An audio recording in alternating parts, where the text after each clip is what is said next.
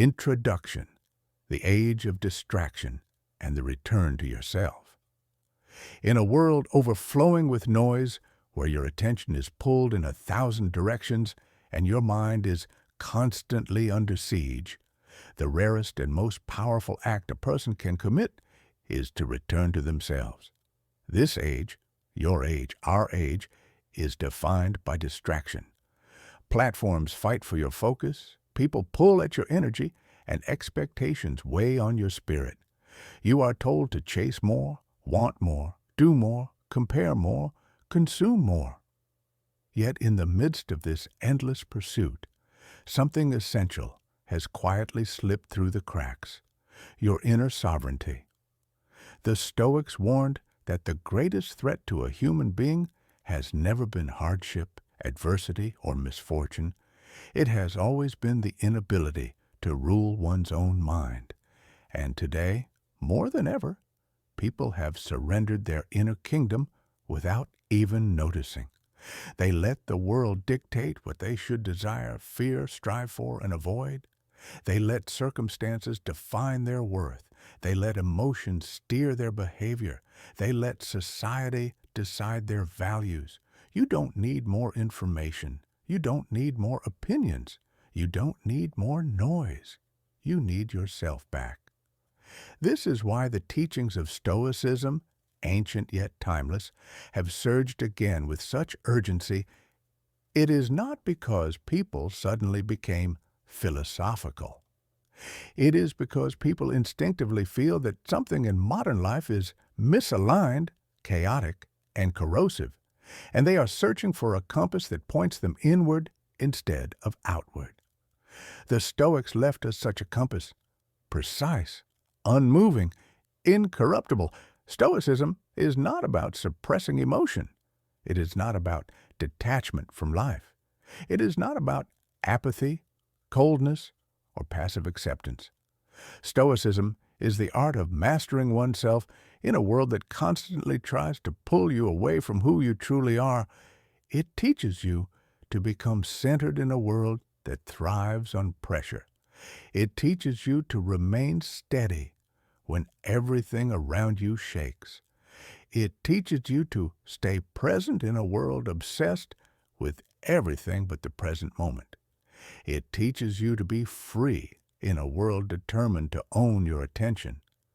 This text, this journey, will guide you through 12 Stoic lessons designed to bring you back to your highest self. These lessons are not abstract ideals. They are practical. They are grounded. They are forged from centuries of human struggle, insight, and lived experience.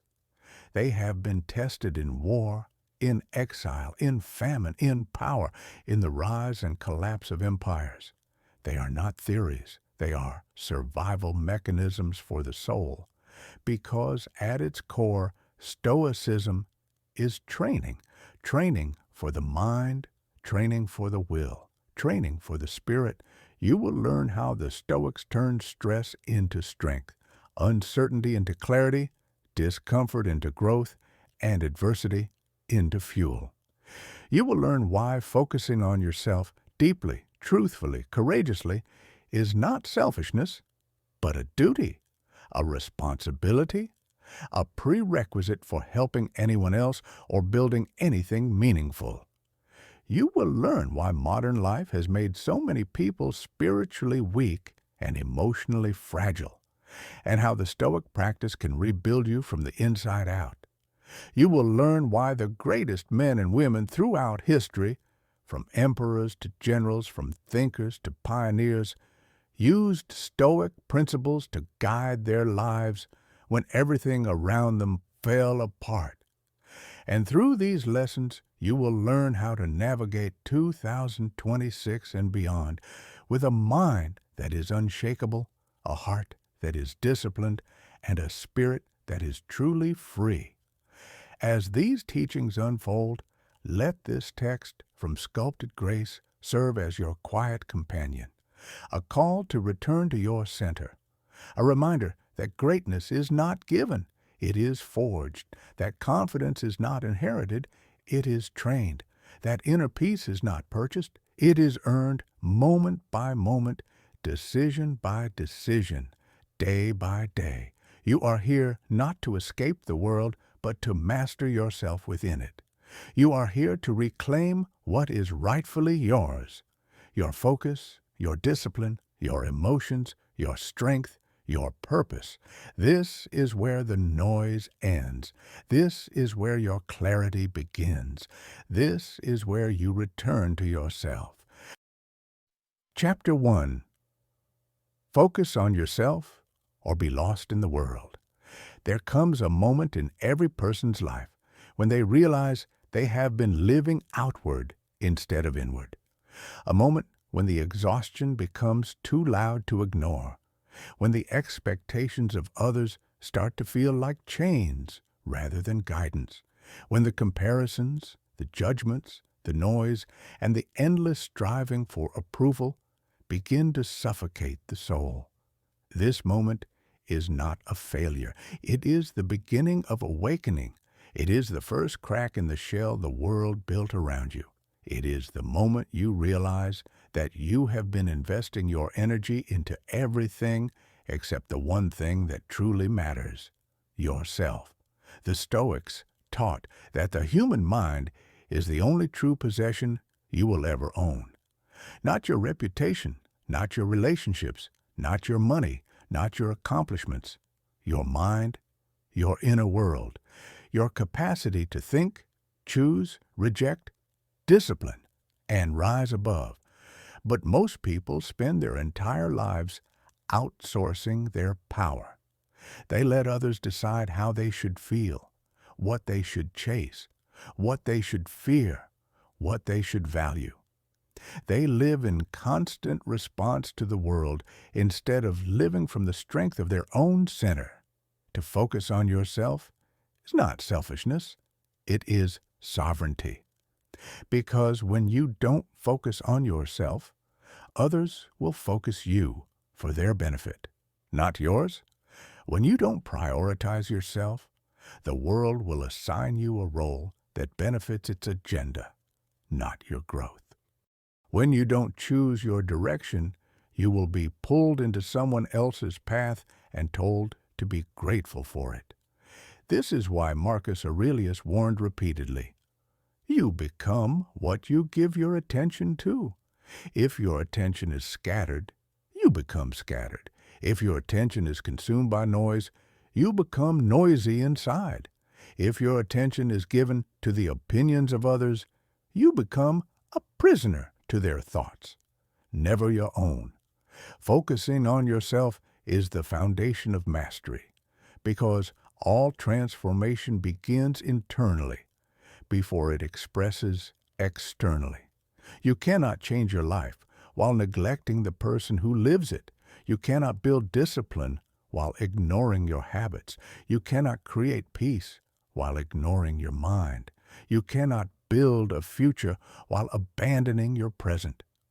When you turn inward, truly inward, you begin to see the truth with a clarity the external world can never provide, that your energy has been leaking in all directions, that your identity has been shaped by people who never understood you, and that your life was moving, but not in the direction your soul was actually craving. This is why the first Stoic lesson is simple yet revolutionary. Reclaim your attention, reclaim your inner world, reclaim yourself. Because everything else, strength, peace, power, purpose, begins from there. The world will try to pull you away from yourself. Every day, you are bombarded with temptations to abandon yourself. Social media tells you who to be. Society tells you what to want. Culture tells you what success should look like. Other people project their insecurities onto you as advice. You are told to compare, to compete, to rush, to achieve, to constantly measure your worth by external metrics that never satisfy because they never end. And gradually, without realizing it, you drift further and further away from yourself. You drift into the expectations of others.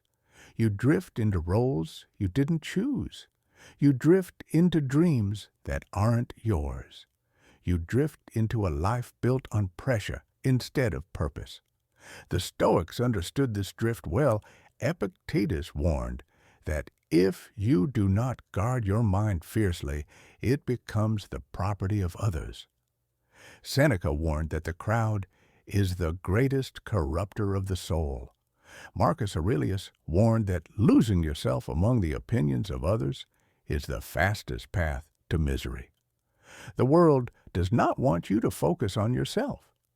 The world wants you distracted, reactive, emotionally volatile, and easily influenced. Because a person who is centered cannot be controlled. A person who is self-directed cannot be manipulated. A person who knows themselves cannot be swayed by trends, criticism, or the chaos around them. So the world will try to pull you away. It will tempt you with noise. It will lure you with validation. It will provoke you with fear. It will exhaust you with comparison. It will drown you in expectations. But the Stoic returns inward, not to escape the world, but to master themselves within it. When you anchor yourself deeply, the world cannot move you. When you hold your mind firmly, the world cannot infiltrate you. When you know who you are and what you value, the world cannot deceive you. This is why everything changes the moment you begin focusing on yourself. Not because life gets easier, but because you get stronger. You become calmer in storms, clearer in confusion, stronger in uncertainty, wiser in conflict, more intentional in action. And slowly, you begin to see what the Stoics saw. When you master yourself, everything else begins to fall into place. Chapter 2. Protect your energy like a kingdom. There is a reason the Stoics compared the mind to a fortress. Anything that enters it either strengthens you or destroys you. No empire has ever fallen from a single attack. It weakens slowly through infiltration, distraction, mismanagement, and the quiet erosion of discipline. And this is exactly how most people lose their inner strength. Not through catastrophe, but through slow, unguarded leaks of energy. Your energy is your life force. Your energy shapes your thoughts. Your energy fuels your decisions, your discipline, your growth, your ambition. Your energy determines the quality of your relationships, your work, your creativity, and your peace. Yet most people treat their energy like an unlimited resource, giving it away freely, allowing anyone access to it, letting the smallest inconveniences drain them, letting trivial problems occupy their mind, letting emotionally chaotic people live in their head rent-free. You cannot live a stoic life while living with an unprotected mind. You cannot stay grounded while allowing everything to pull you off center. You cannot become powerful while permitting anything to weaken your foundation. The Stoic protects their energy the way a king protects his kingdom, firmly, decisively, unapologetically, because everything in your life, your growth, your clarity, your success, depends on how well you guard the gates of your mind. You cannot rise while carrying what weighs you down. Most people fail to grow, not because they are incapable, not because they lack opportunity, but because they drag too much emotional weight with them. They carry resentment from years ago. They carry relationships that drain them. They carry guilt that is no longer relevant. They carry the expectations of people who never understood their path. They carry obligations that serve everything except their purpose. They carry fears that don't belong to them. They carry the noise of every voice except their own. But you cannot ascend while holding on to what keeps you low. Before a person rises, the Stoics taught, they must release. Before clarity comes, there must be a clearing. Before strength emerges, there must be a shedding of weakness. And before a new version of you appears, the old version must be allowed to die. Your energy is not infinite. Your time is not replaceable. Your mind is not a public playground. And yet, most people give their precious attention to things that degrade it. They allow their mind to engage with drama that does not matter. They argue about things that do not change. They carry emotional burdens that are not theirs to solve. They allow people to disturb their peace simply because they are afraid to set boundaries. But the Stoics teach a different path. Protect your energy with precision, not by withdrawing from life, but by choosing where your life force goes. Not by rejecting people, but by refusing to let chaos enter your mental space. Not by isolating, but by discerning. You become selective not out of arrogance, but out of wisdom. You become firm not out of cruelty, but out of necessity. You become disciplined not out of coldness, but out of self-respect. Your energy is the currency that shapes your entire existence. Spend it wisely, or someone else will spend it for you. Chapter 3. Master your emotions, or be mastered by them. One of the greatest misunderstandings about Stoicism is the idea that Stoics suppress their emotions. This is false. The Stoics never encouraged emotional denial, only emotional discipline. There is a monumental difference. Suppression is weakness disguised as strength. Suppression is fear pretending to be control.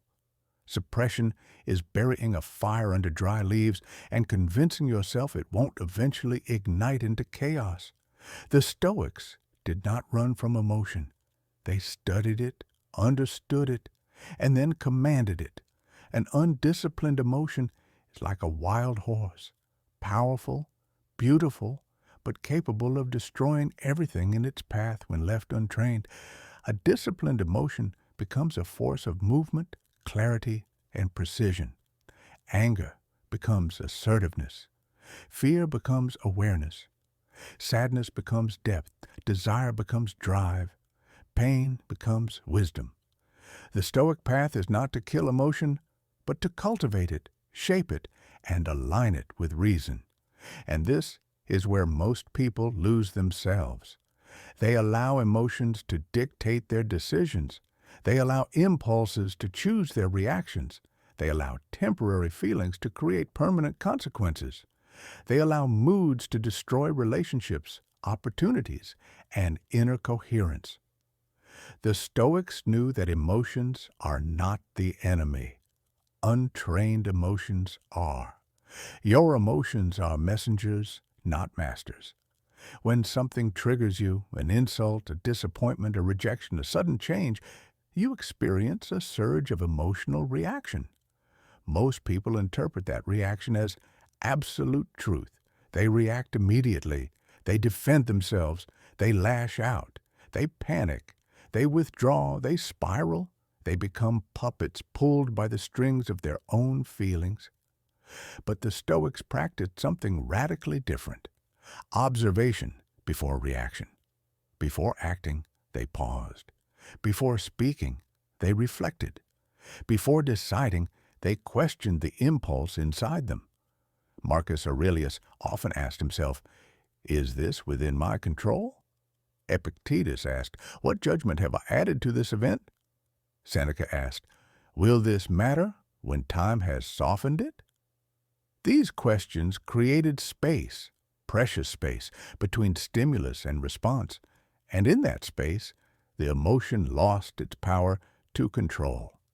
This is emotional mastery, not freezing the feeling, but framing it, not suffocating the reaction, but slowing it, not denying the storm, but anchoring yourself so the storm does not move you.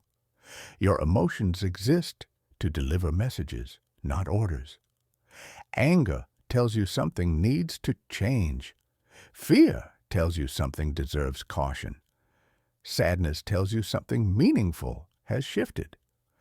Joy tells you something is aligned. But none of these emotions are meant to drive the vehicle of your life. They sit in the passenger seat, offering information. Reason is the driver. Without reason, emotion becomes destruction. With reason, emotion becomes strength. A person who cannot control their emotions cannot control their destiny.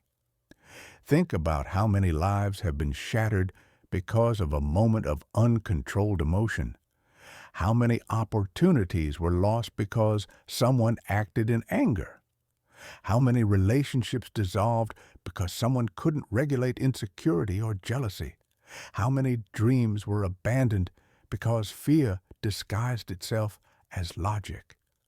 How many self-sabotaging decisions were made in moments of sadness, confusion, or frustration? When emotion becomes your master, your life becomes unpredictable, unstable, chaotic, fragile. But when you become the master of your emotions, your life becomes stable, intentional, structured, and deeply powerful. Because emotional mastery affects everything.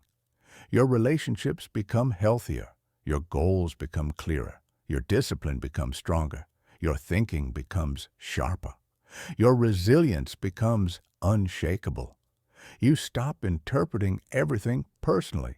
You stop overreacting to minor problems. You stop giving your peace away to situations that don't deserve it. You stop letting feelings override your values. You move with purpose instead of impulse. You speak with intention instead of reaction. You choose with clarity instead of chaos.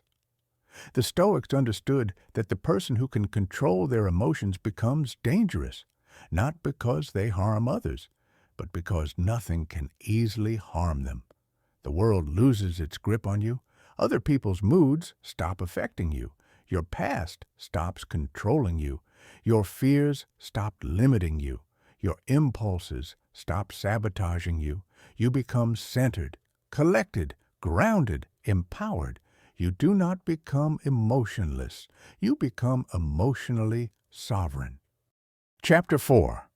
Discipline, the highest form of self-respect. If there is one virtue the Stoics placed above almost every other, it is discipline.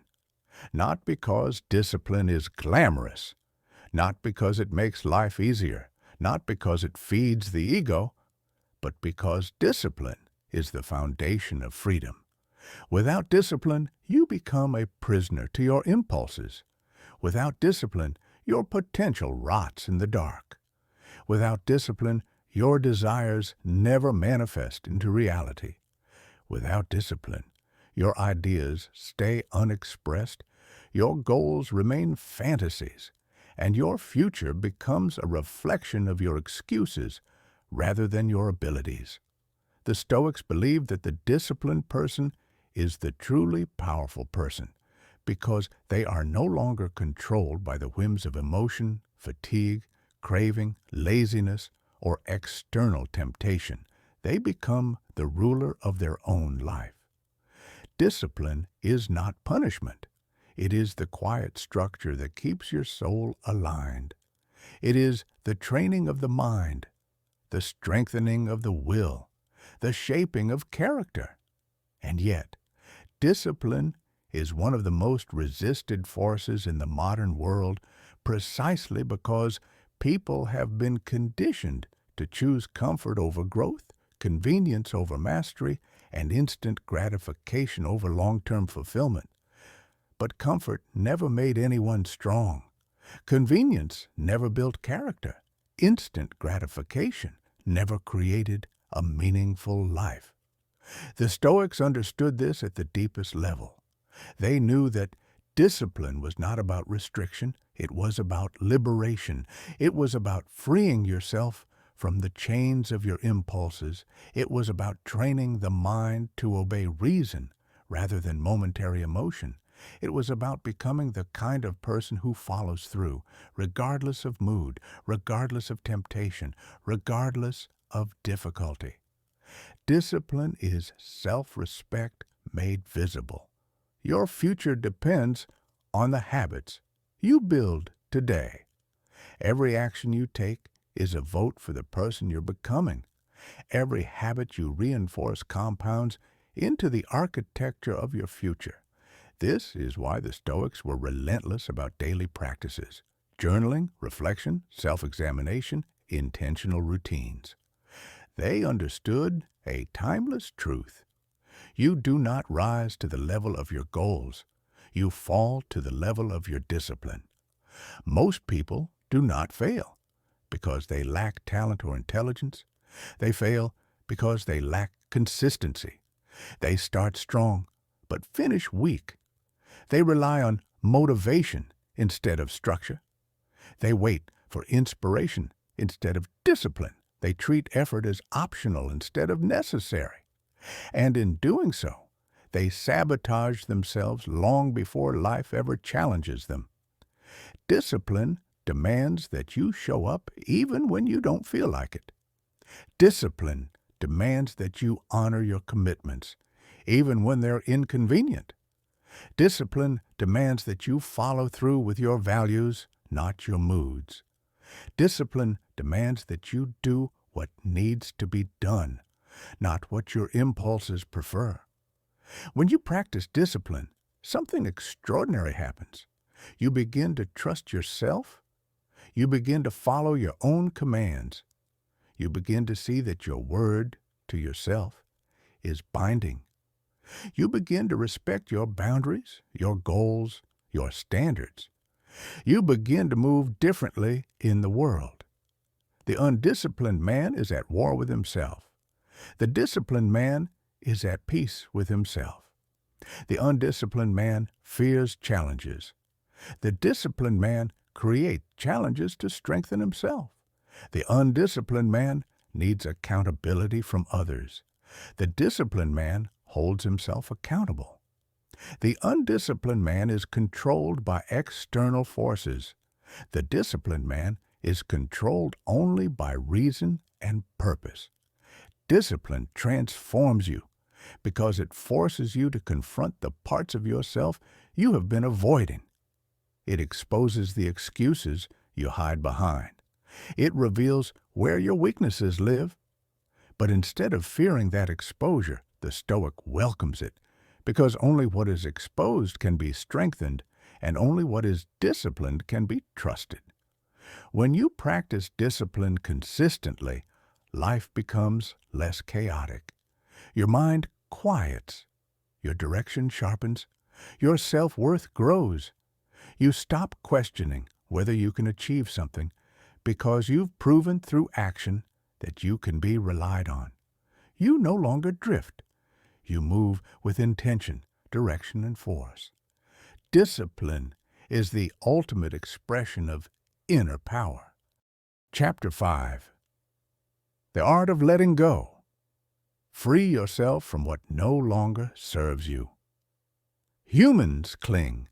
They cling to memories, to expectations, to people who have outgrown them, to identities that no longer reflect their truth, to failures that haunt them, and to versions of themselves that died a long time ago.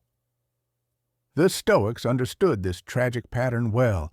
Most of human suffering does not come from life itself, but from resistance to what life reveals. It comes from trying to hold on to what is already gone. It comes from fighting to control what was never ours to begin with. It comes from refusing to release what we've outgrown emotionally, mentally, and spiritually.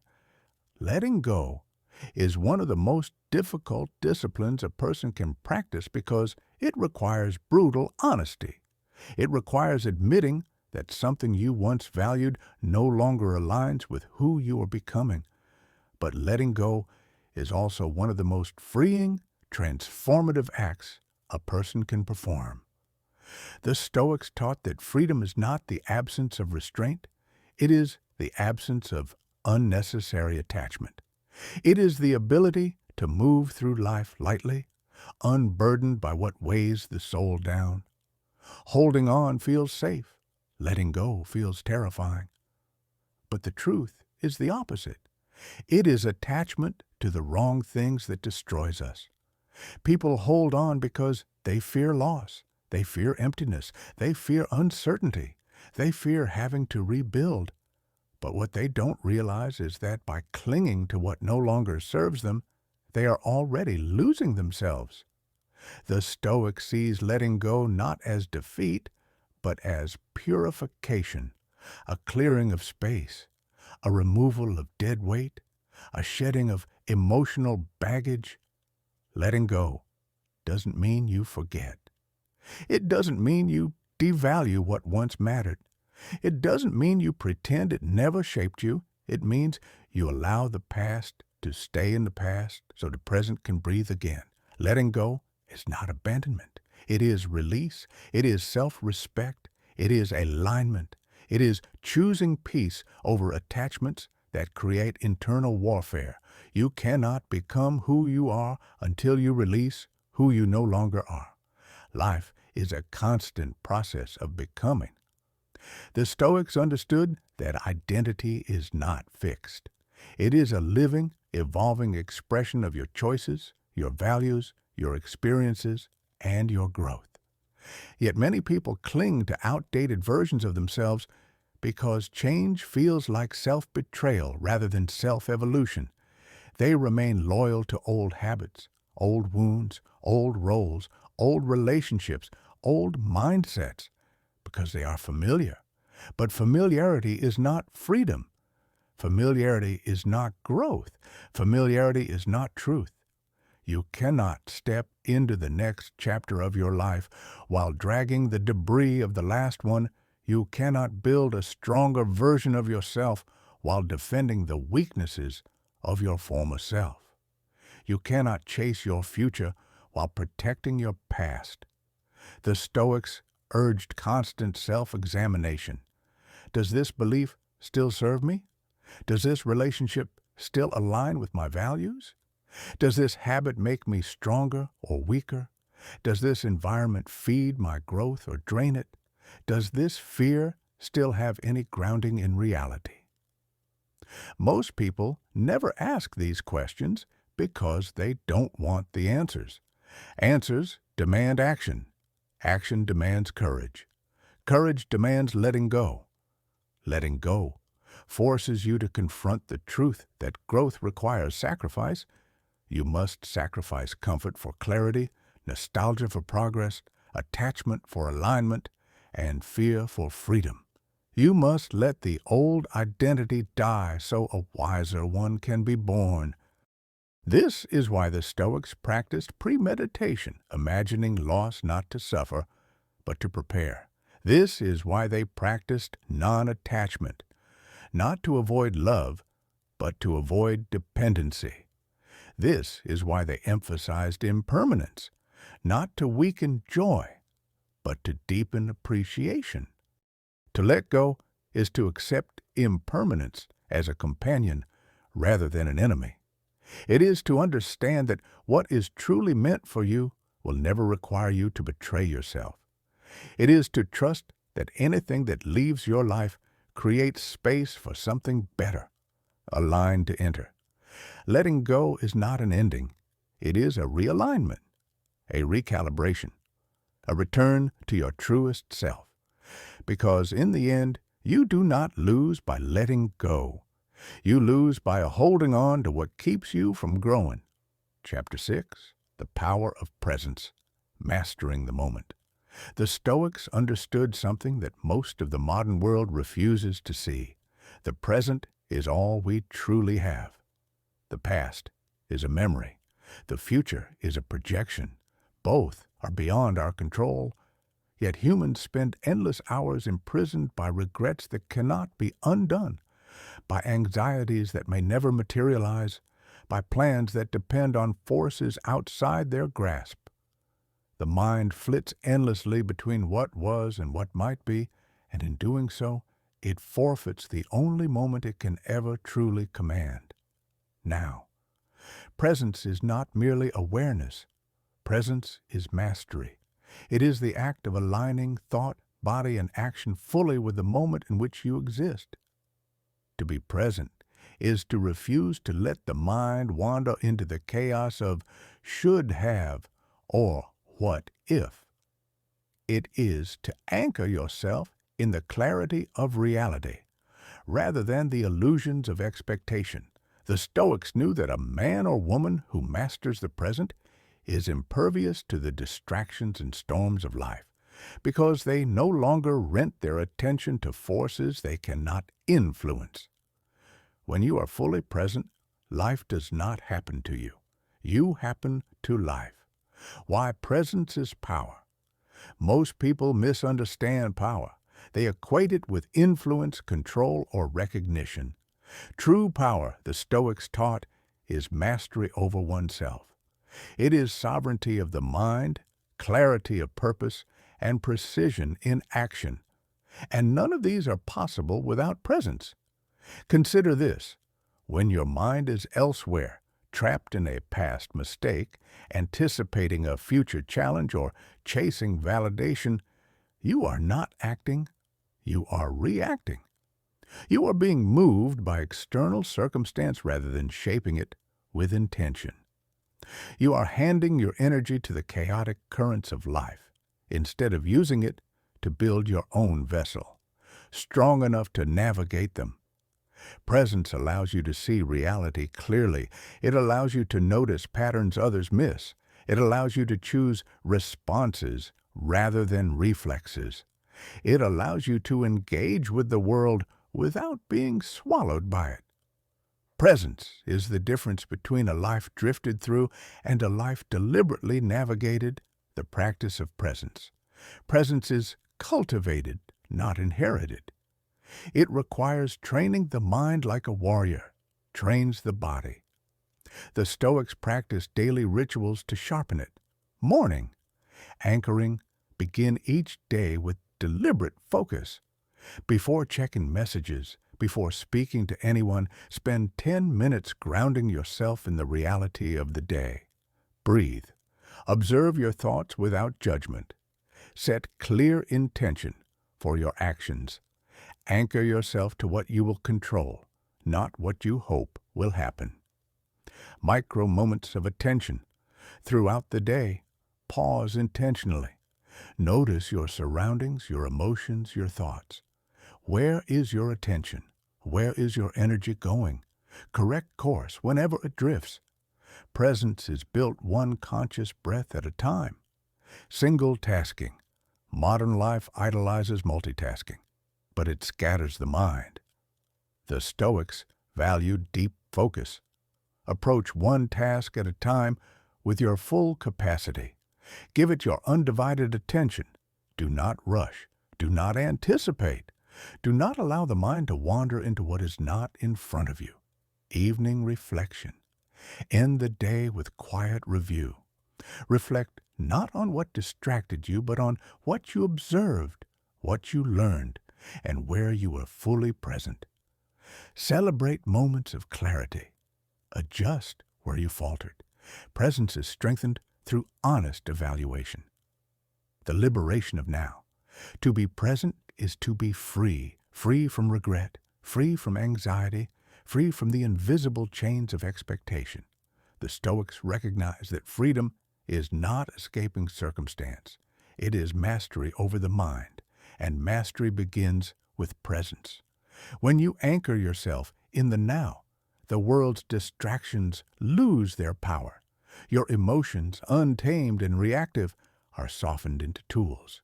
Your thoughts, scattered and chaotic, align into strategy. Your actions, impulsive and inconsistent, gain precision.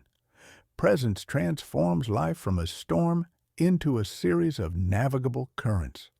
The present is your arena. It is the only place where life is real, where growth is possible, where virtue is practiced. If you surrender it to distraction, to worry, to comparison, you surrender the very ground on which your power is built. To let go is to accept impermanence as a companion rather than an enemy. It is to understand that what is truly meant for you will never require you to betray yourself. It is to trust that anything that leaves your life creates space for something better, a line to enter. Letting go is not an ending. It is a realignment, a recalibration, a return to your truest self. Because in the end, you do not lose by letting go. You lose by holding on to what keeps you from growing. Chapter 6, The Power of Presence, Mastering the Moment. The Stoics understood something that most of the modern world refuses to see. The present is all we truly have. The past is a memory. The future is a projection. Both are beyond our control. Yet humans spend endless hours imprisoned by regrets that cannot be undone, by anxieties that may never materialize, by plans that depend on forces outside their grasp. The mind flits endlessly between what was and what might be, and in doing so, it forfeits the only moment it can ever truly command. Now, presence is not merely awareness. Presence is mastery. It is the act of aligning thought, body, and action fully with the moment in which you exist. To be present is to refuse to let the mind wander into the chaos of should have or what if. It is to anchor yourself in the clarity of reality, rather than the illusions of expectation. The Stoics knew that a man or woman who masters the present is impervious to the distractions and storms of life, because they no longer rent their attention to forces they cannot influence.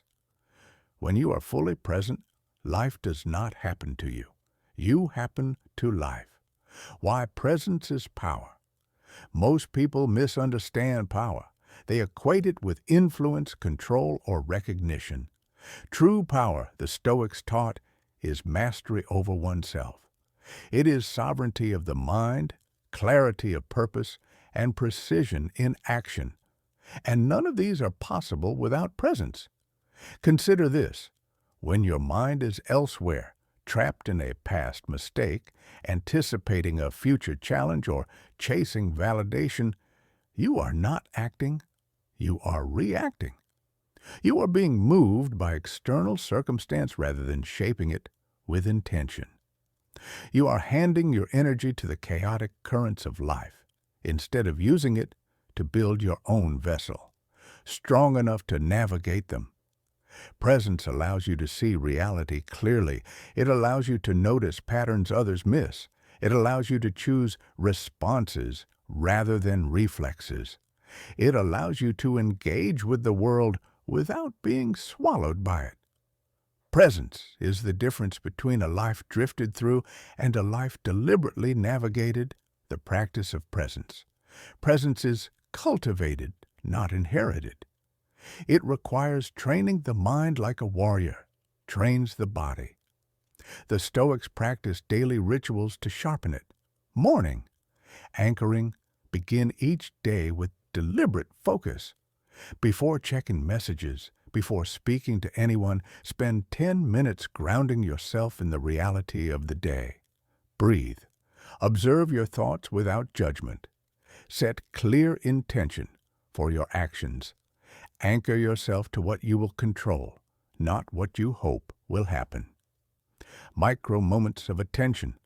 Throughout the day, pause intentionally. Notice your surroundings, your emotions, your thoughts. Where is your attention? Where is your energy going? Correct course whenever it drifts. Presence is built one conscious breath at a time. Single tasking. Modern life idolizes multitasking, but it scatters the mind. The Stoics valued deep focus. Approach one task at a time with your full capacity. Give it your undivided attention. Do not rush. Do not anticipate. Do not allow the mind to wander into what is not in front of you. Evening reflection. End the day with quiet review. Reflect not on what distracted you, but on what you observed, what you learned, and where you were fully present. Celebrate moments of clarity. Adjust where you faltered. Presence is strengthened through honest evaluation. The liberation of now.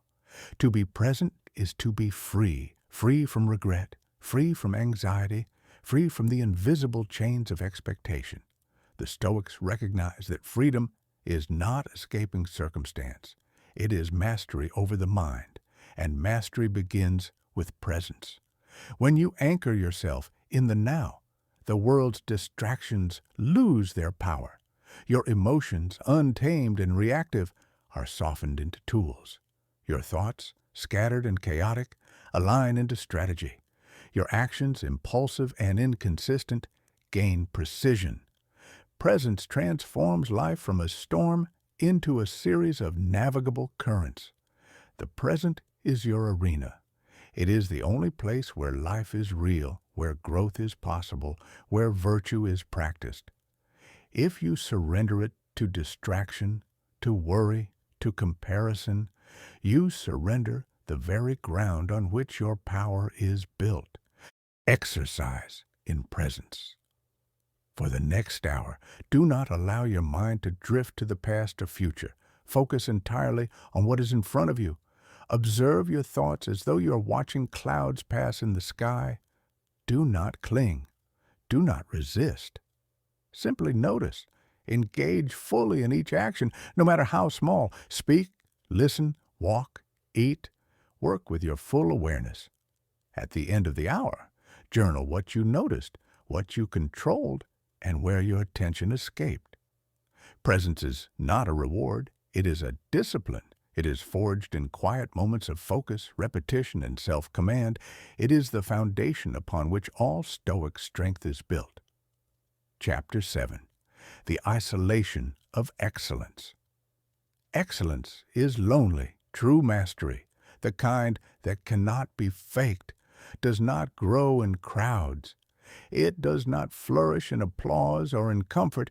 It grows in solitude, in repetition, in the quiet devotion to one's principles. The Stoics understood this. They knew that the path of growth is often misunderstood by those who do not walk it. It is walked alone, not out of rejection, but by necessity. Society tells us that success is about being seen, about recognition, about followers and fans. The Stoics saw the truth. Recognition is fleeting, applause is temporary, and the crowd is easily distracted. What lasts is the work done in silence, the character built when no one watches, the virtues cultivated in the invisible hours. The value of solitude. Solitude is not punishment. It is a forge. In the quiet, you confront yourself without distraction. You measure your progress without comparison. You face your weaknesses without excuses. You sharpen your mind, refine your purpose, and strengthen your will. Solitude is the crucible in which excellence is tempered. Many flee from being alone because they fear discomfort, fear reflection, fear a confrontation with their own shortcomings. The Stoics embraced it. Marcus Aurelius spent hours in reflection not to impress anyone, but to align himself with reason. Epictetus lived largely in silence, teaching that the mind grows strongest when it is undisturbed by external noise. To be alone is to be free, free to think, free to build, free to act according to principle rather than performance, free from the judgments of the crowd, free from the distraction of opinion, free from the invisible chains of expectation. The discipline of isolation. Excellence requires deliberate isolation. This is not about withdrawing from the world entirely, but about choosing when to step away from noise and influence to focus on what matters. Scheduled solitude. Set aside time each week where no one disturbs you. No notifications, no social media, no obligations that are not essential. Use this time to reflect, plan, and build. Internal conversation. Speak to yourself with clarity and discipline. Ask, what am I building today? What principle am I honoring? What weakness am I confronting? Purposeful action. While alone, act with deliberate intention. Small, focused actions compound over time. Excellence is rarely explosive. It is incremental. The solitude of excellence is uncomfortable at first. The mind rebels against quiet. The ego protests the absence of attention, but the more you practice, the more strength you cultivate. And the rewards are not external, they are internal, lasting, unshakable. Misunderstood by the many. Those who pursue excellence often appear distant, aloof, or even cold. To the uninitiated, friends, family, and colleagues may misinterpret focus as arrogance, discipline as detachment, or silence as indifference. The Stoics understood. This misunderstanding is inevitable and irrelevant. Your work is not for them. It is for you. Do not seek to justify your solitude. Do not try to explain your discipline. Let your actions speak for themselves over time. When people see the results, they will notice. But your focus cannot depend on their attention. Excellence does not ask for validation. It commands respect by its mere presence. Exercise in solitude. Pick one day a week for focused solitude. Turn off all notifications. Speak only when necessary. Reflect on your values, goals, and weaknesses. Choose one area to refine or strengthen. Take one deliberate action toward mastery in that area. Journal your reflections. Track progress without external feedback. Excellence grows in the soil of isolation. Recognition is a byproduct, not the aim. Your discipline, your clarity, your virtue, they do not require witnesses. They require only your commitment. The Stoic knows. The crowd is fleeting, the world is noisy, and attention is scarce. But the work you do alone, the internal sharpening, the disciplined reflection, the deliberate action, is eternal. The person you become in silence is stronger than any applause could make you. Chapter 8. The Armor of Consistency. Consistency is invisible, but it is the true measure of strength. While the world searches for shortcuts, hacks, or overnight success, the Stoic builds armor through daily discipline. There are no magic formulas, no sudden leaps to mastery. Excellence is not born of inspiration. It is forged through relentless repetition. The Stoics knew that showing up day after day, even when it feels mundane, is more powerful than bursts of passion followed by neglect. Marcus Aurelius journaled daily not for applause but for alignment. Seneca wrote letters consistently not for fame but to refine thought. Epictetus repeated lessons over and over not for novelty but for mastery. Why consistency matters builds identity. Each repeated action becomes a building block of character. Who you are is the sum of what you do consistently. Amplifies effort. Small efforts compounded over time surpass occasional brilliance. A single act matters less than the pattern it creates trust in yourself first. Reliability, even when unseen, cements your confidence and self-respect. Consistency is the quiet armor you wear against chaos life, will challenge you with distractions, temptations, setbacks, and failures. Discipline alone does not prevent these trials, but consistency ensures that you are prepared to endure them. It is the internal scaffolding that supports strength when the external world shakes. The misconception of progress. Modern culture glorifies dramatic change, overnight results, and visible success. But the Stoic sees through this illusion. Growth is often invisible, incremental, uncelebrated. It is the daily practice of virtue, the repeated alignment with principle, the accumulation of small victories that shapes a resilient character. Do not chase recognition or shortcuts. Chase consistency. Let it be your armor. Let it protect you from impatience, frustration, and the allure of distraction. The one who is consistent is unstoppable, not because they are flashy, but because they are steady. Practicing consistency. Pick core actions. Identify one or two practices that strengthen your mind, body, or character. Do them daily. No negotiation. Show up even when uninspired, tired, or distracted. Track. Progress. Keep a journal, a log, or a habit tracker. Let your discipline become visible only to you.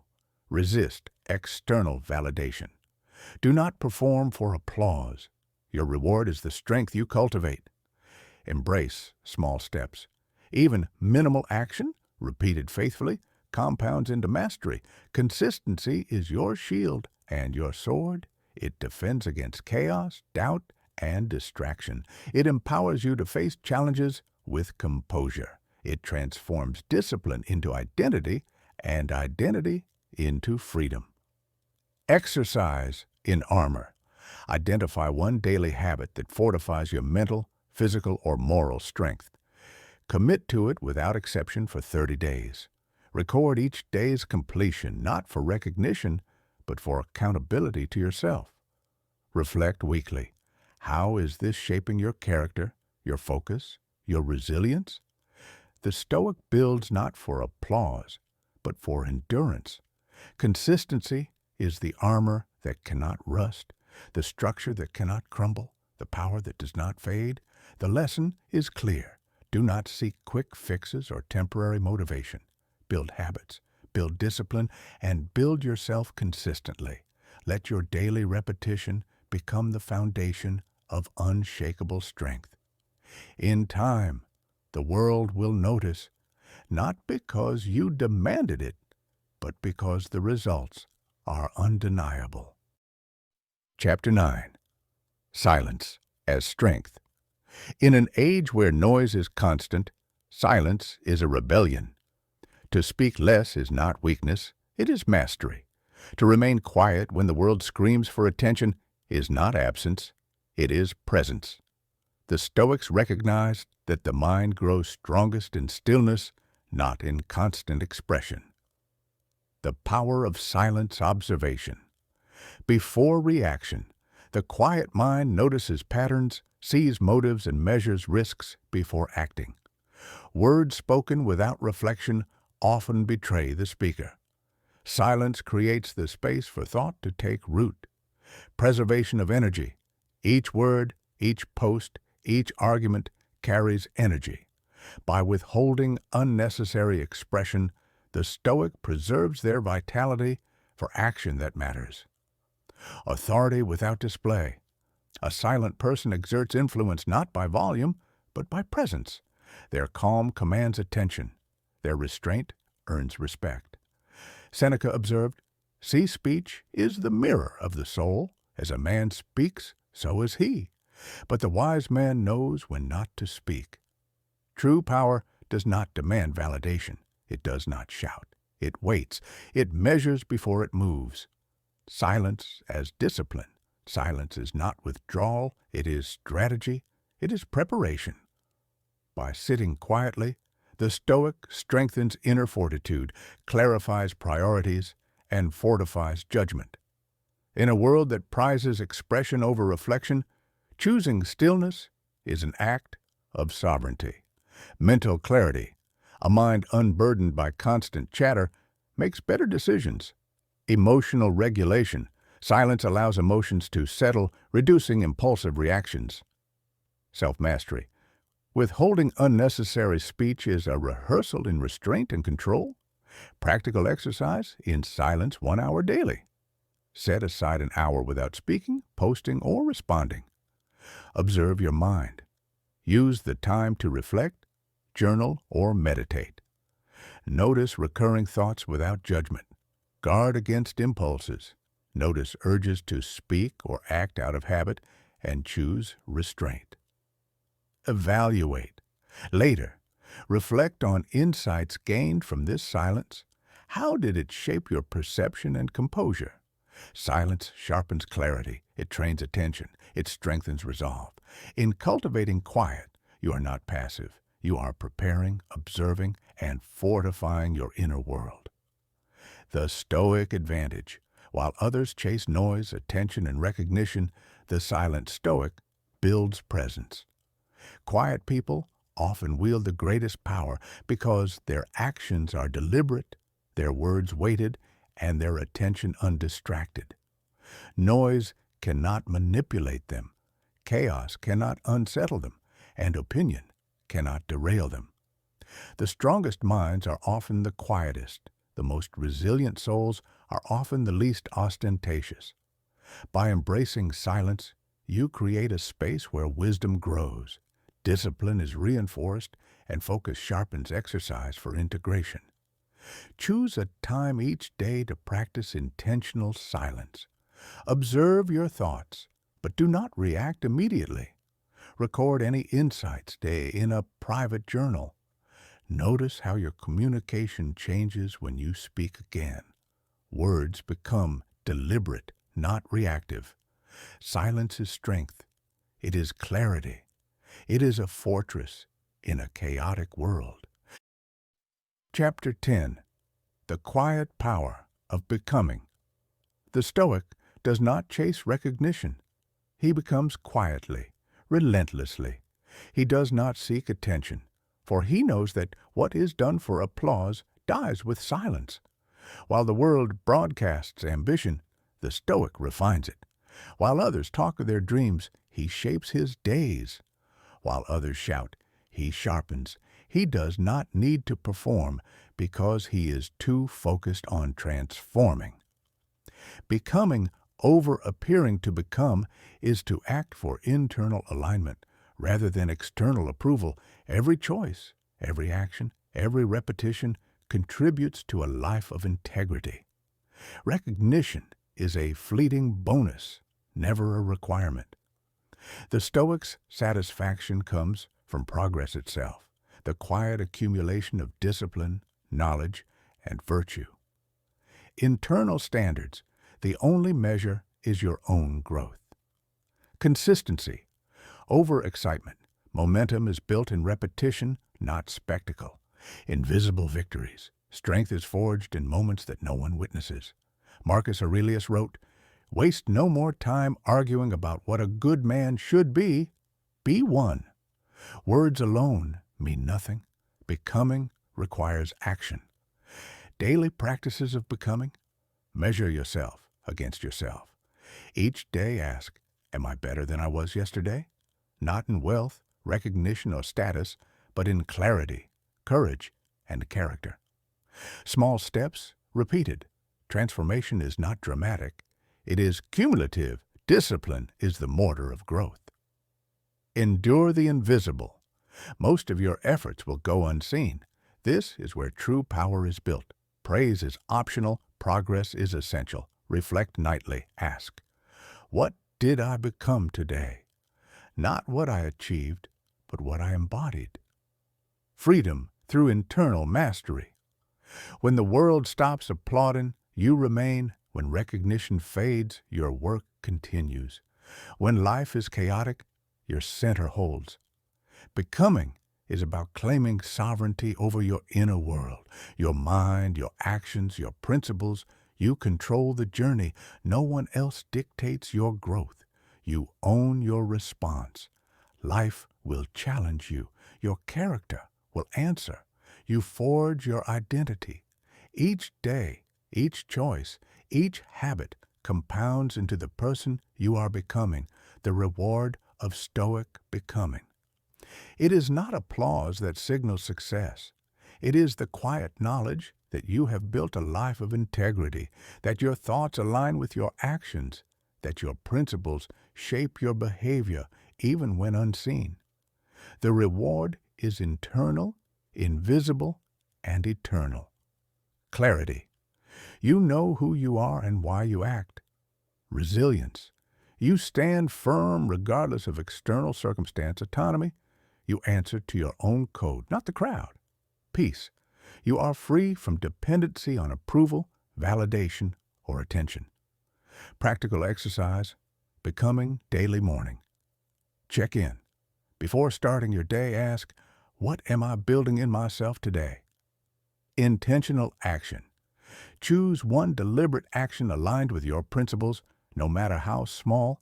Evening reflection. Record what you became. Strengthened, disciplined, wiser, calmer. Silent celebration. Recognize your progress privately without seeking approval. The world may never notice. It may never acknowledge your discipline, your focus, your courage. That is irrelevant. What matters is that you notice. What matters is that you become. The quiet power of becoming is the Stoics' greatest advantage, unstoppable, unseen, and unshakable. It is a life forged not for applause, but for mastery, not for recognition, but for freedom, not for others, but for yourself. Chapter 11. Walking alone, standing strong. Excellence is rarely accompanied by crowds. True mastery is a solitary endeavor. The higher you climb in character, discipline, and wisdom, the fewer people can follow or understand your path. The Stoics embraced this. They understood that the loneliness of growth is not a punishment. It is a privilege, the strength of solitude. Solitude is the forge where clarity and courage are tempered. It is not absence of connection, but presence of focus. When the noise of the world fades, your true self emerges. In these moments, you see your thoughts clearly, unclouded by opinion. You measure your actions against principle, not applause. You cultivate endurance in the quiet, unobserved hours. Epictetus lived much of his life as a slave, yet he built a mind unconquerable. Marcus Aurelius ruled an empire, yet his wisdom was cultivated in solitary reflection. Their greatness was not measured by popularity, but by the depth of their inner lives. The courage to stand apart, walking alone, requires courage. It demands that you resist the urge to conform, to please, to explain.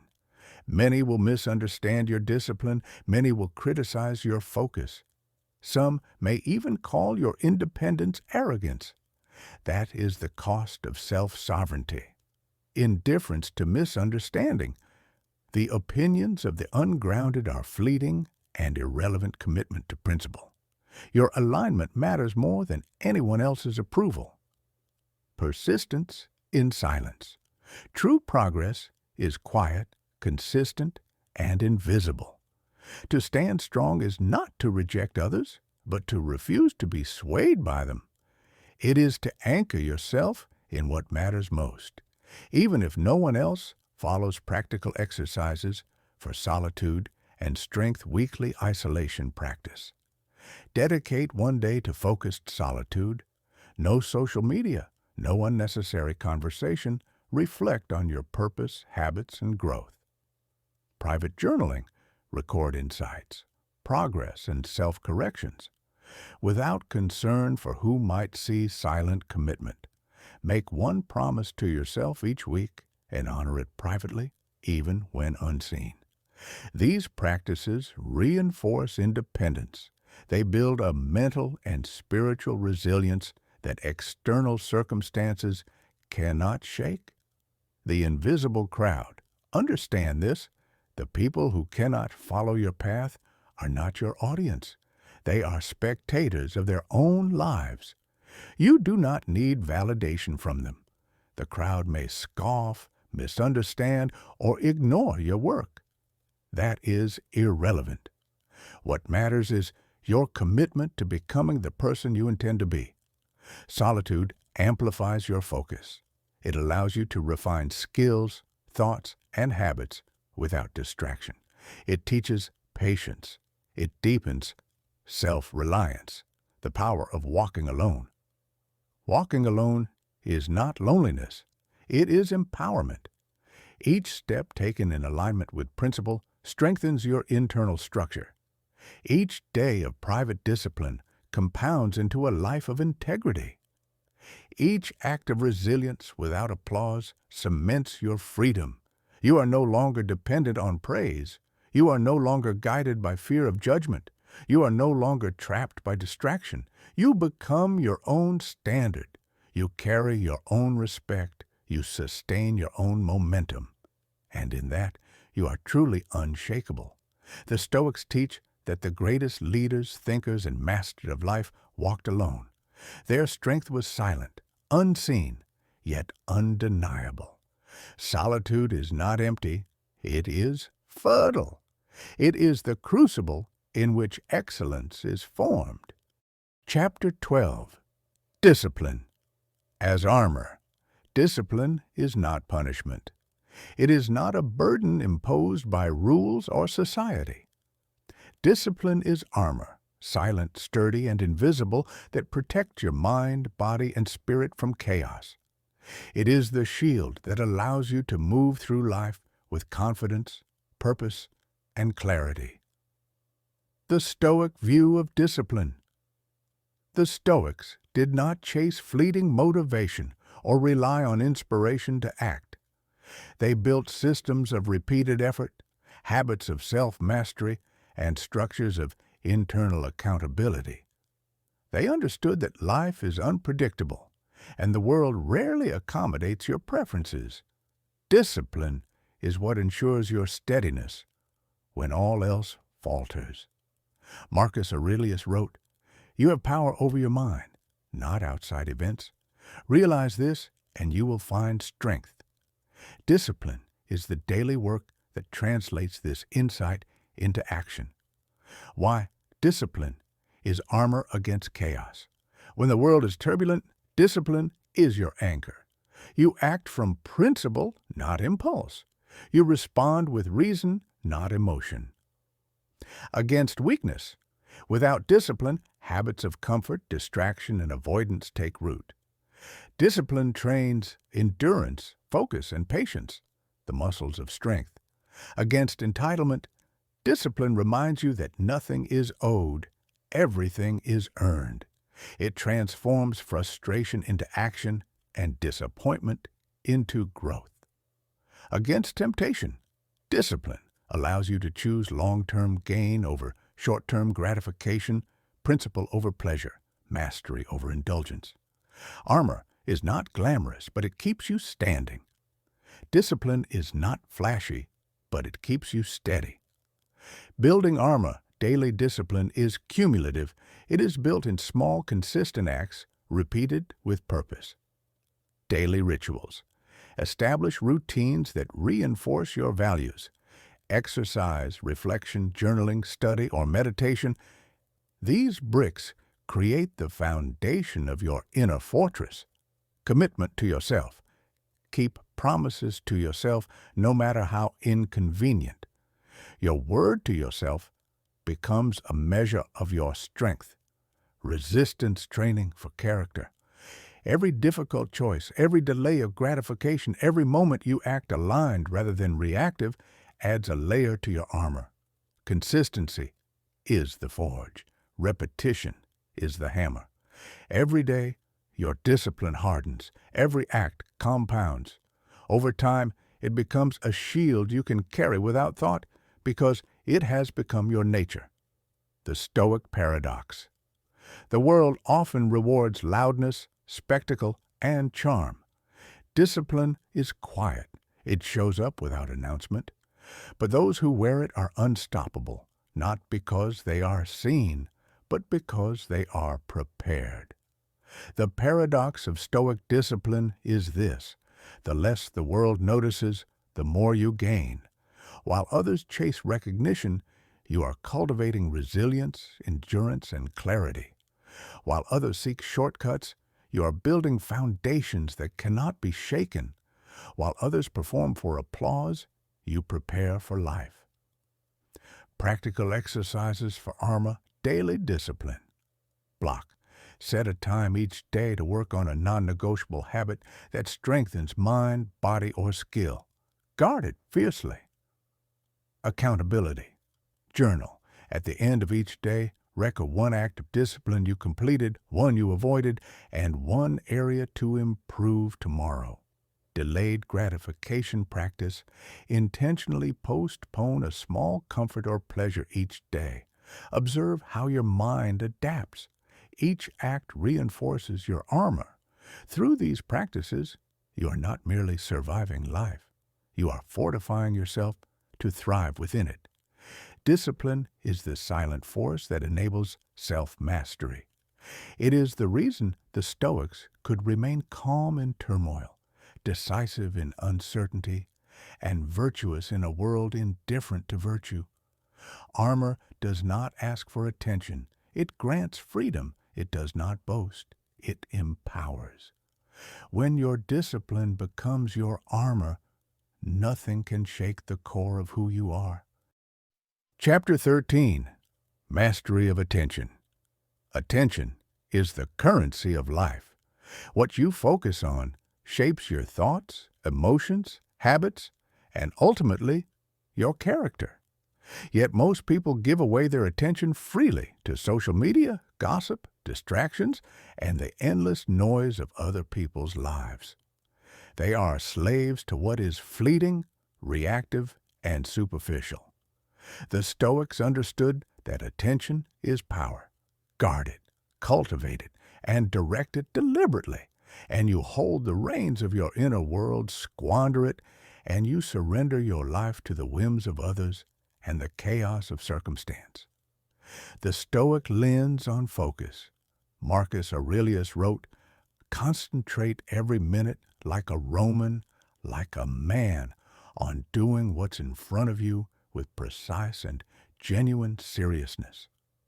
The essence of this teaching is simple. Your power grows in proportion to where and how you place your attention. Focus is not about doing more. It is about doing less, but with absolute presence. It is choosing depth over breadth, substance over spectacle. Why attention is your kingdom control over your mind. Your attention determines what thoughts take root. By choosing where to place it, you shape your beliefs, emotions, and behaviors. Immunity to distraction. Distraction fractures energy, dissipates effort, and weakens discipline. Focused attention is your shield against the chaos of modern life. Amplifier of action. The more fully you commit attention to one task, the greater its impact. Quality compounds faster than quantity when attention is undivided. Freedom from external validation. When your attention is inward and purposeful, you stop chasing approval and start creating mastery. The practice of attention, mastery of attention, requires deliberate exercises, single tasking. Do one task at a time, fully, without jumping between distractions. The modern world rewards multitasking, but excellence rewards single-mindedness. Controlled exposure. Limit time on media, news, and social feeds. Decide what deserves your energy. Not everything seeks your attention. Only some things are worth it. Reflection on inputs. Each morning ask, what deserves my focus today? Each evening ask, where did my attention go? Did it serve my growth or my weakness? Mindful presence. During conversations, work, or daily tasks, immerse fully. Resist the urge to drift, scroll, or fantasize. Presence is rare, but it is power. Attention as freedom. When attention is mastered, distraction no longer dominates. Anxiety, envy, and frustration fade because your mind is no longer pulled by every passing stimulus. You choose what matters, and the rest passes like background noise. The Stoics knew that mastery begins internally. You cannot control the outside world, but you can command your gaze. Your focus is your kingdom, and the discipline to defend it is the armor of sovereignty. Practical exercises daily focus hour. Dedicate one uninterrupted hour each day to a meaningful task. No phone, no internet, no diversions, just pure attention. Attention audit. For 1 week, track where your attention goes. Identify patterns of waste and distraction. Adjust deliberately. Mindful pauses. Every hour, pause for 60 seconds. Observe your thoughts. Are they serving you, or are they hijacked by noise? Return them to purpose. Through these exercises, attention becomes your tool, your shield, and your path to freedom. Mastery of attention is mastery of life. Where you place your focus is what grows. Neglect it, and chaos grows in your mind. Guard it fiercely, and even in the loudest world, you remain steady, clear, and unshakable. Chapter 14. The Strength in Patience. Patience is rarely celebrated. We live in a world of instant gratification, constant notifications, and rapid feedback loops. Yet the Stoics understood that true power grows slowly, quietly, and often imperceptibly. Patience is not passive. It is active strength. It is discipline applied over time. It is the courage to endure, to persist, and to maintain clarity. While the world demands haste, the paradox of time, most people fear waiting, rushing to results, recognition, or validation. They seek shortcuts, hacks, and quick fixes. But the Stoics knew mastery cannot be accelerated. Character, skill, and wisdom are forged over time. As Seneca wrote, "No man is more unhappy than he who never faces adversity, for he cannot learn the strength of his mind or the depth of his character." Patience allows you to confront adversity without despair.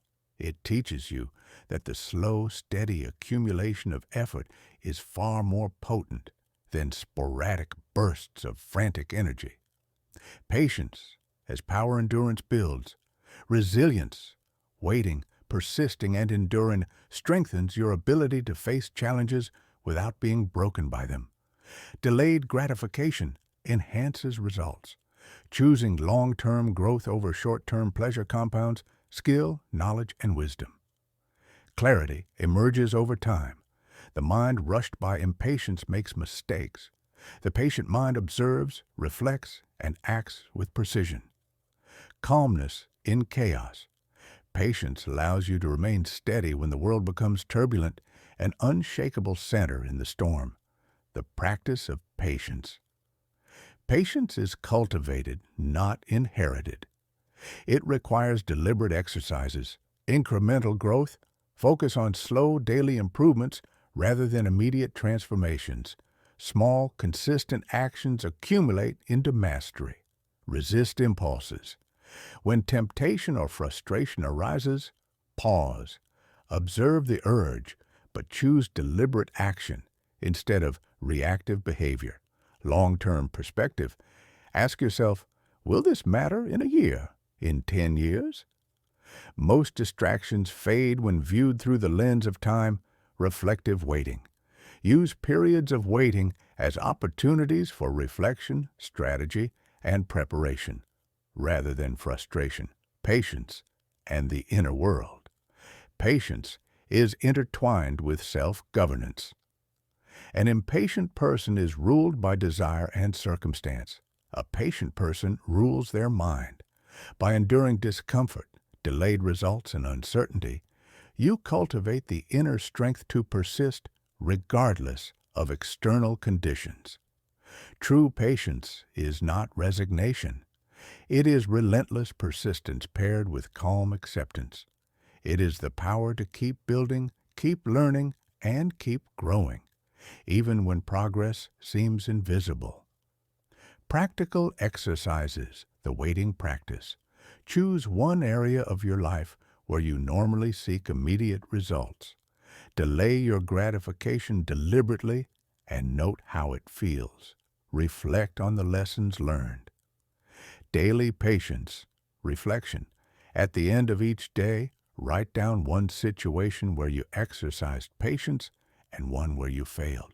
Assess your growth and plan to improve tomorrow. Long-term planning. Set a goal that will take months or years to achieve. Break it into small daily actions. Focus on the process, not the immediate outcome. Chapter 15. The Art of Emotional Sovereignty. Emotions are powerful. They shape perception, influence decisions, and can either enslave or empower. Most people allow themselves to be ruled by their feelings, reacting impulsively, overthinking, or being manipulated by external events. The Stoics taught that emotional sovereignty is the mastery of your inner state, the command over how you respond to life's turbulence. The nature of emotional sovereignty. Emotional sovereignty is not suppression. It is not denial or detachment from what you feel. It is awareness, discernment, and deliberate choice. Awareness. Recognizing emotions as they arise without judgment. Observation. Understanding the cause and nature of each emotion. Response. Choosing action grounded in reason rather than impulse. Marcus Aurelius reflected, "You have power over your mind, not outside events. Realize this, and you will find strength." This is the cornerstone of emotional sovereignty. Your emotions are signals, not commands. Why sovereignty matters. Freedom from external control.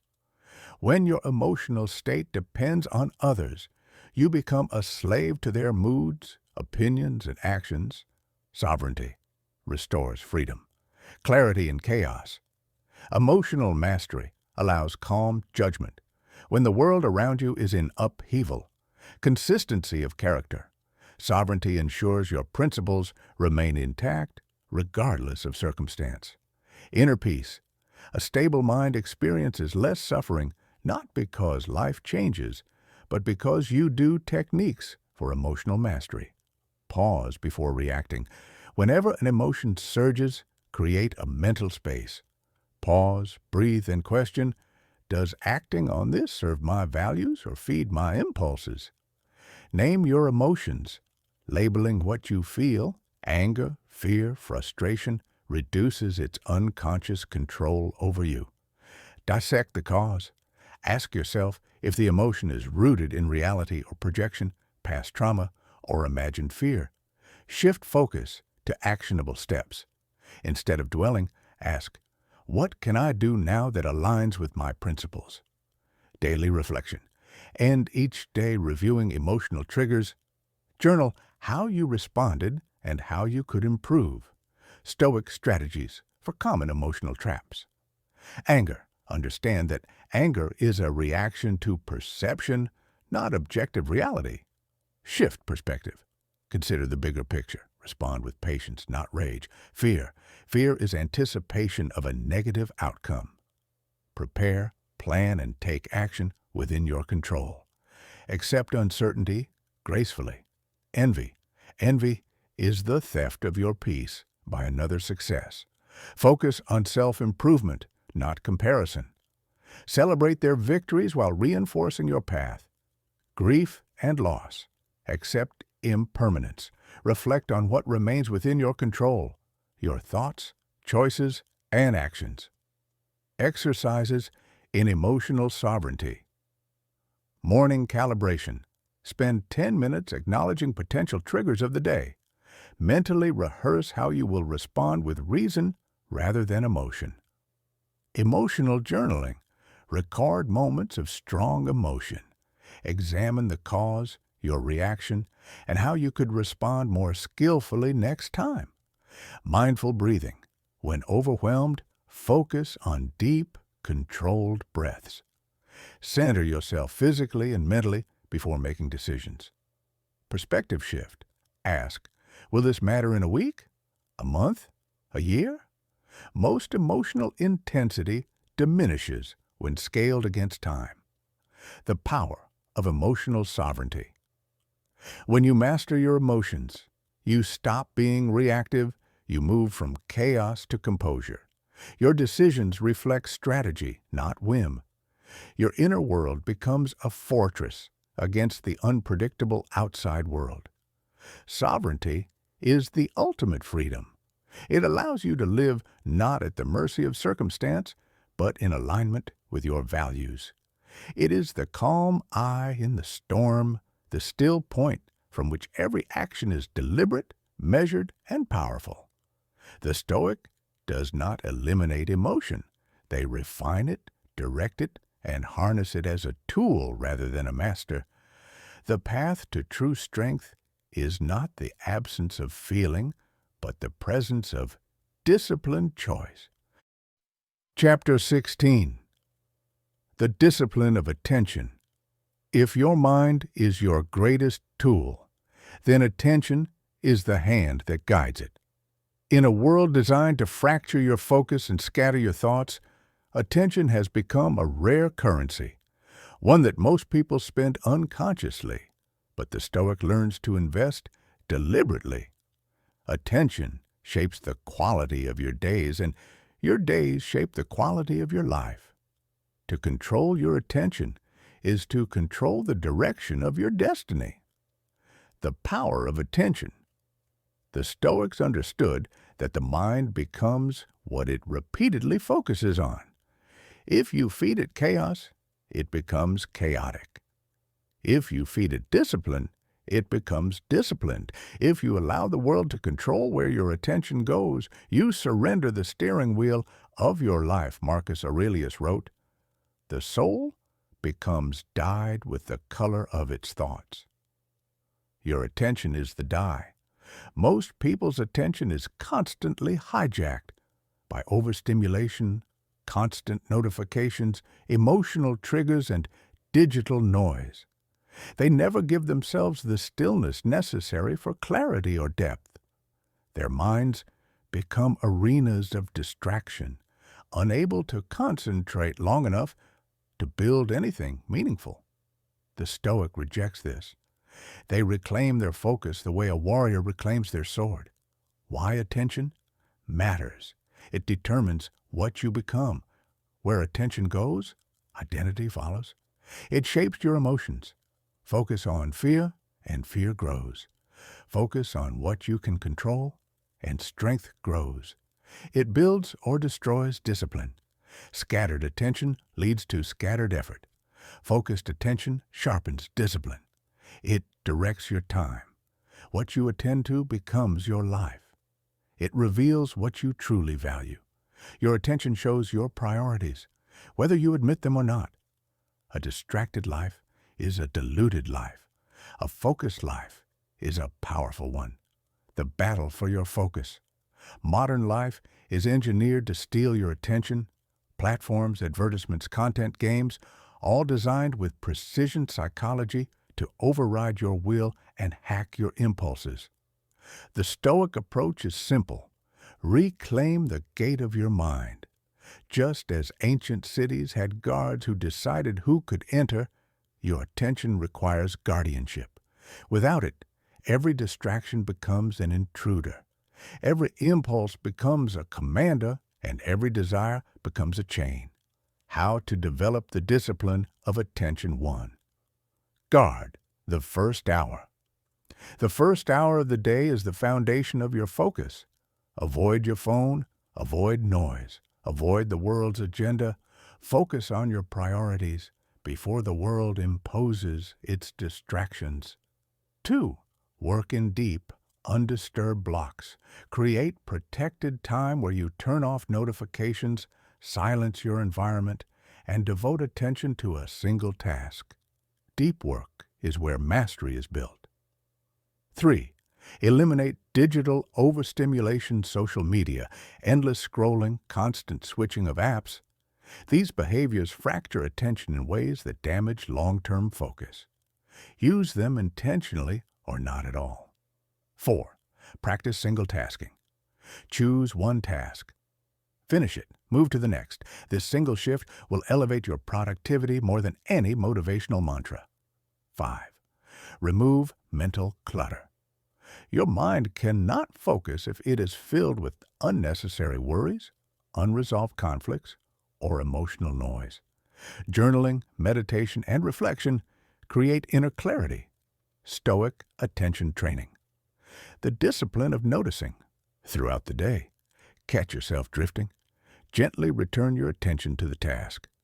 This trains mindfulness and mental strength. Focus on the present task. Whenever your thoughts leap to the future or the past, remind yourself, this moment is the only one I can act in. Set clear intentions. Before starting anything, ask, what exactly am I doing and why? This prevents unconscious wandering. Attention, fast. 1 day a week, minimize screens, noise, and stimulation. Give your mind space to recalibrate. The Stoic mind is a directed mind. A Stoic does not drift mentally. They direct their thoughts with precision and purpose. Their attention becomes a weapon, sharp, controlled, effective. They know that the world rewards distraction with entertainment, but rewards focus with power. Attention is the root of discipline. Discipline is the root of mastery. Mastery is the root of freedom. The individual who commands their attention becomes unstoppable, not because they work harder, but because they work with clarity. They do not waste time, energy, or mental strength on what doesn't matter. They use attention to sculpt their life deliberately, one focused moment at a time. Conclusion: the inner empire. In the end, everything the Stoics taught points to a single truth. The greatest empire you will ever rule is the one within yourself, not the empire of circumstances, not the empire of opinions, not the empire of external achievements, but the empire of your inner world, your mind, your discipline, your choices, your character. This is where true freedom resides. This is where true strength is forged. This is where your life is shaped long before the world ever sees the results. The journey inward throughout these lessons, from silence to patience to attention to emotional sovereignty, you've encountered a pattern the Stoics considered sacred. Change begins with you. Mastery begins within. Transformation begins in the mind before it ever becomes visible in the world. This is not merely philosophy, it is a way of life. Most people chase the world. The Stoic shapes themselves, and the world follows. Most people try to fix conditions. The Stoic fixes their character, and their conditions evolve. Most people seek validation. The Stoic seeks alignment between values and actions, between inner truth and outward behavior. Your power does not lie in controlling outcomes, people, or fate. Your power lies in controlling the single force that has always belonged to you, yourself. The world changes when you do. When you focus on yourself, your growth, your discipline, your mind, the world rearranges in response. Opportunities appear where before there was doubt. Clarity replaces confusion. Strength replaces hesitation. Purpose replaces distraction. Peace replaces chaos.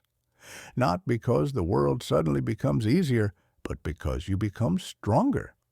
Not because life becomes predictable, but because you become stable. Not because others change, but because you stop being controlled by anything outside your command. This is the quiet transformation the Stoics spoke of. The world outside becomes manageable when the world inside becomes ordered. You are the sculptor and the stone. Every day you are shaping yourself through your choices, habits, thoughts, and responses. You are the sculptor, the one who decides the form your life will take. You are the stone, the raw material upon which discipline, adversity, and time carve their marks. And you are the masterpiece, the emerging result of your daily battles, victories, and internal refinements. The Stoic path is not about becoming perfect. It is about becoming deliberate. It is about becoming aware. It is about becoming capable of meeting life with strength rather than fear, with clarity rather than confusion, with action rather than avoidance. This is only the beginning. Do not treat this text as an ending. Treat it as the sharpening of a blade. You have learned the principles, now you must embody them. You have read the lessons, now you must practice them. You have awakened the inner empire, now you must govern it with wisdom and courage. This is the lifelong journey of the Stoic, to return to the self again and again until the self becomes unshakable. The path is not linear, the path is not easy, but the path is yours and yours alone. Every moment is an opportunity to practice. Every challenge is a lesson. Every success is a test of character.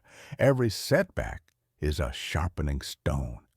And with each step, each effort, each deliberate choice, you come closer to the person you were meant to become. The final lesson: focus on yourself, your discipline, your character, your inner equilibrium, and watch everything else fall into place. Not because the world bends to you, but because you are no longer bent by the world. Not because life stops being difficult, but because you stop being fragile. Not because circumstances become perfect, but because you do. Not perfect in flawlessness, but perfect in resilience, clarity, and intention. This is the Stoic secret. This is the power you now carry. The power to choose your response. The power to command your focus. The power to shape your mind. The power to build a life grounded in strength and guided by purpose. Your inner empire awaits your leadership. Begin ruling it with wisdom, with discipline, and with unbreakable calm. And as you do, remember the name you carry this journey under: sculpted grace. For that is exactly what you are building: a life sculpted by discipline and a strength shaped by grace.